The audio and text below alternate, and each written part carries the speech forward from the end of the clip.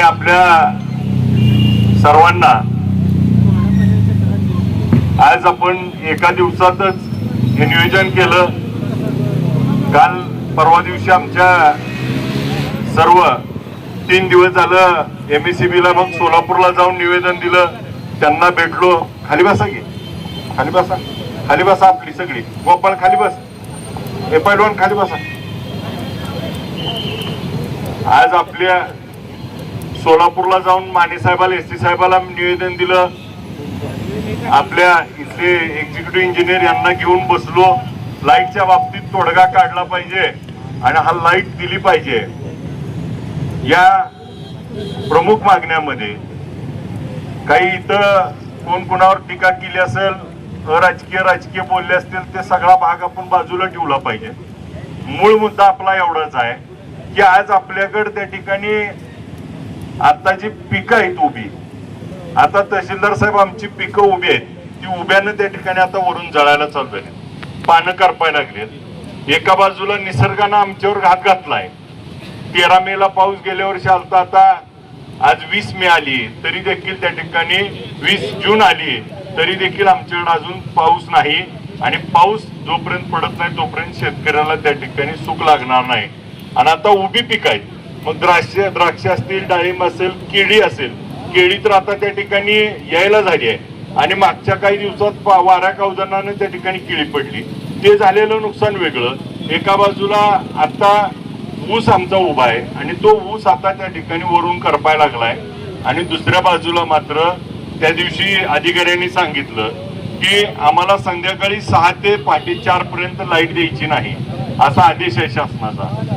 मी त्याच्यावर देखील त्यांना काही गोष्टी की साहेब 6 ते पहाटे 4 पर्यंत लाईट देणार नाही इथपर्यंत ठीक आहे, परंतु पहाटे 4 पासून संध्याकाळी 6 पर्यंत 14 तास तहसीलदार साहेब लाईट यांच्याकडे आहे। आणि त्या 14 तासात जर 7-7 तास लाईट त्या ठिकाणी दिली तर त्या ठिकाणी हा प्रश्नच निर्माण होणार नाही। आणि मग त्या ठिकाणी आम्हाला का लाईट दिली जात नाही, माझा सरळ स्पष्ट प्रश्न आहे की सरकारचं बंधन कशाला आहे?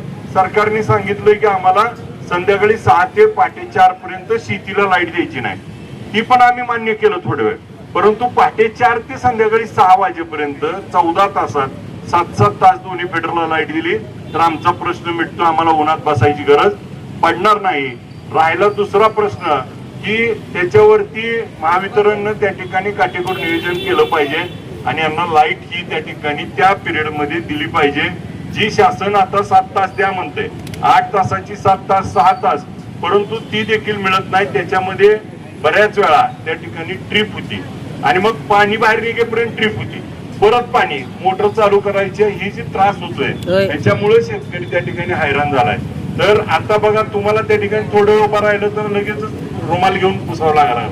मग आता परिस्थिती शेतकऱ्याची काय अवस्था विचार करा।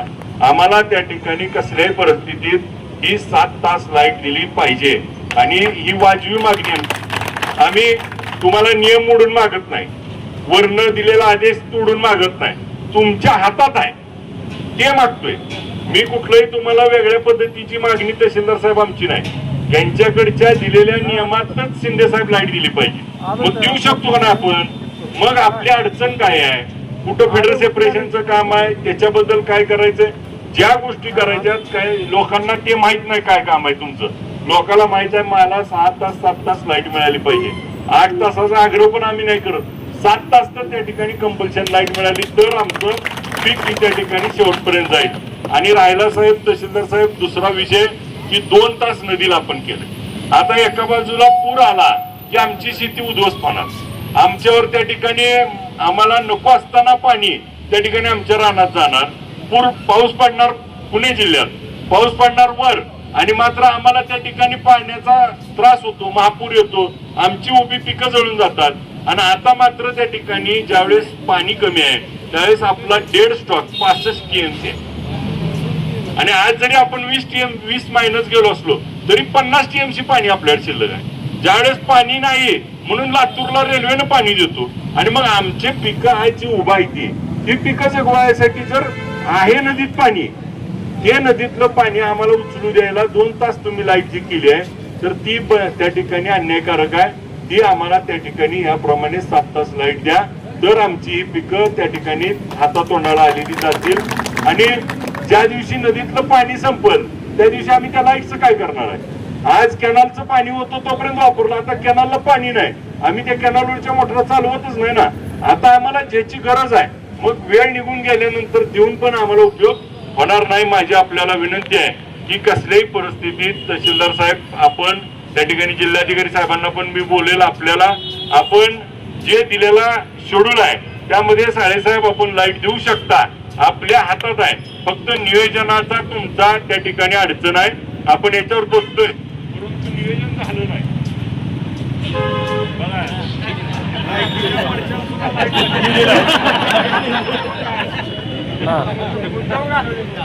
आणि आपल्याला या निमित्त आलेलीच आहे आमची लाईट त्या ठिकाणी सुरळीत करण्याशिवाय पर्याय नाही. आज काही आमच्या लोकांनी जे भूमिका मांडली तीच भूमिका आम्ही आपल्याला आजपासून मंगळवारपर्यंत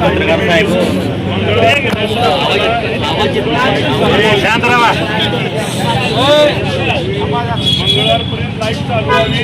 अन्यथा मंगळवार नंतर बुधवारी आम्ही सगळे ज्या सबस्टेशनला आणि तुमच्या ऑफिसला येऊन बसणार. जोपर्यंत आमची लाईट चालू होणार नाही तोपर्यंत आम्ही उठणार नाही, नाहीतर कुलूप लावून तुम्हाला त्या ठिकाणी आज सोडणार. ही आमची आपल्याला भूमिका आहे की आम्हाला तुम्हाला आम्ही लगेच म्हणत नाही, मंगळवारपर्यंत तुम्हाला आता मंगळवार नंतर अध्यक्ष आपण प्रत्येक जण आपापल्या सबस्टेशनला जायचं, कुलूप लावायचं आणि बसायचं.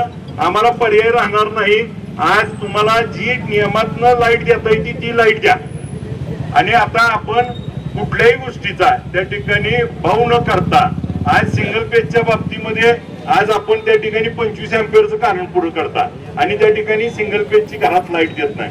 मग आपण जिथं सिंगल पेज नाही त्या ठिकाणी भगीरथची डीपी द्या, लाईट चालू करून द्या. तुम्ही सिंगल पेज मधनं द्या नाहीतर भगीरथ मधनं द्या, पण आमच्या घरातली लाईट, मग शहरातल्या लोकांना लाईट दिली जाते 24 तास आणि मग ग्रामीण मधल्या वाडी वस्त्याला हो, ग्रामीण भागात त्या ठिकाणी वाडी वस्तीला काही गावामध्ये त्या ठिकाणी लोड शेडिंग मध्ये त्या ठिकाणी घरातला आता प्रश्न मिटलाय, भगीरथ झालंय तिथं.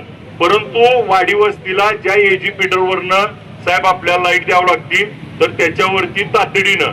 आणि आता या माझ्या मित्रांनी जसं देवड्याचं सांगितलं की एकेका गावात तर 24 तास लाईट येत नाही. मग देवडा असेल, खेडबोसे असेल, होळे असेल, कानापुरी असेल, या गावाला तर सगळ्यात जास्त त्या ठिकाणी त्रास होतोय.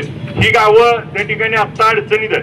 रोज दिवसात जर आम्हाला साहेब त्या ठिकाणी 400 फोन येत असले तर 200 फोन नुसत्या लाईटसाठी येतात. आणि आम्हाला लाईटीच्या संदर्भात आपल्याला तोडगा द्यावा लागेल. आणि मी आलेल्या उपस्थित सर्वांना एक विनंती देखील करतो की लाईटचा प्रश्न तर आपण मार्गी लावू, पण इथं आलेले आपण सगळेजण प्रमुख आहोत.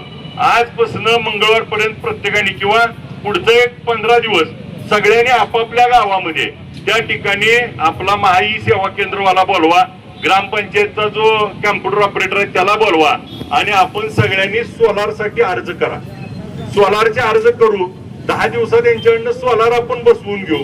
बऱ्यापैकी जे ऍडिशनल डीपीचा विषय आहे तो ताण त्या ठिकाणी विहिरीवरचा, मोटरावरचा आणि नदीवर देखील बसतंय. आपल्या मतदारसंघातलं एकमेव गाव आहे की बेंबळे गाव आहे. बेंबळे गावात असंच त्या ठिकाणी सगळ्या गावकऱ्यांनी पुढाकार घेतला, सगळ्यांनी त्या ठिकाणी अर्ज केले आणि जवळपास 1300 सोलार बसले. आज मतदारसंघातलं एकच गाव आहे ज्या गावातनं मला लाईट साठी फोन येत नाही, ती म्हणजे बेंबळ. 1300 सोलार नदीकाठचं गाव आहे. आज आपण म्हणतोय नदीत चालत नाही, चालतंय, ज्याला त्या ठिकाणी बुस्टर पण मिळतोय. आपण अर्ज करावे लागतील सोलार साठी. आज आपण रस्त्यावर भांडतोय, रस्त्यावर भांडत असताना कागदात देखील आपल्याला करावं लागेल ऑनलाईन अर्ज. इथं बसलेल्या प्रत्येकाने कमीत कमी 10 अर्ज त्या ठिकाणी येणाऱ्या 10 दिवसात करून घ्यावं. करणार का? 10 अर्ज. मग आधी स्वतःचा करा, जवळच्याचा करा आणि तुमचं 10 अर्ज केलं की त्याला सोलार बघून राहिलेलं गाव देखील करायला लागेल. आणि आता आपल्याला सरकार तर 2022 पासून लाईटचं कनेक्शन देत नाही. अधिवेशनात अनेक वेळा याच्यावर बोललो, मुख्यमंत्री महोदयांनी त्याच्यावर सांगितलं. मुख्यमंत्री महोदयांनी तर मगाशी दीपक दादा तुम्ही सांगितलं बाहेरच्या राज्यातनं लाईट घ्या, पण मुख्यमंत्री महोदयांनी अधिवेशनात सांगितलं आम्हाला 4500 मेगावॅट लाईट आमच्याकडे शिल्लक आहे आणि मग आम्हाला लोड शेडिंग का? हे मी त्या ठिकाणी अधिवेशनात देखील हा प्रश्न विचारलाय. उद्या 22 तारखेला अधिवेशन चालू होतंय. अधिवेशनात देखील त्या ठिकाणी आम्ही हा प्रश्न पुन्हा घेऊ.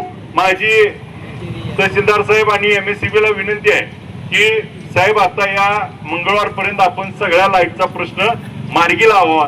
सिंगल पेजच्या ठिकाणी जिथं आपण 25 अँपिअरचा नियम लावताय त्या ठिकाणी 25च्या ऐवजी 40-50 अँपिअर पर्यंत काढा, जेणेकरून शेतकऱ्याला ही दिवस आहेत. एकदा पाऊस पडला आहे की तुम्हाला कोणी विचारायला येणार नाही.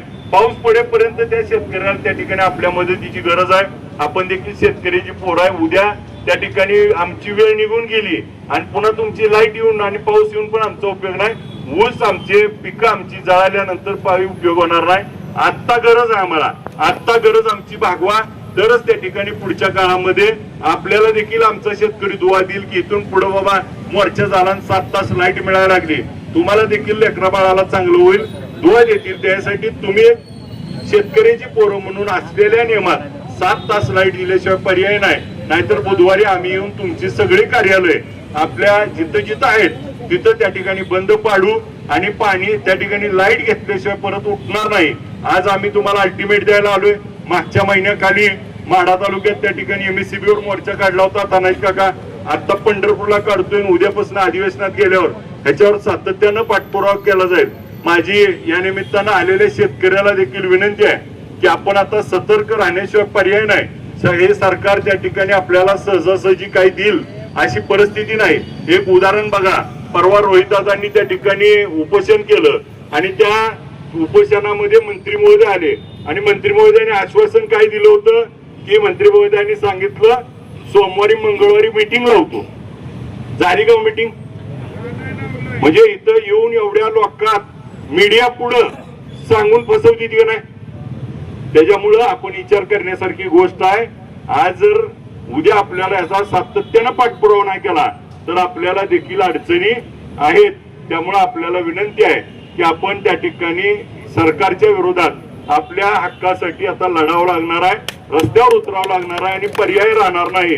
माझी तहसीलदार साहेब आणि MSCBच्या अधिकाऱ्याला विनंती, आमचं निवेदन स्वीकारावं आणि निवेदन स्वीकारून आपण त्या ठिकाणी याच्यावर तात्काळ मंगळवारपर्यंत तोडगा काढावा अशी आपल्याला या निमित्तानं आमच्या सर्वांचं निवेदन आहे. आपण निवेदन स्वीकारावं. आलेल्या सर्व शेतकरी मोठ्या संख्येनं त्या ठिकाणी आज आपण शॉर्ट टाइम आले त्याबद्दल आभार व्यक्त करतो.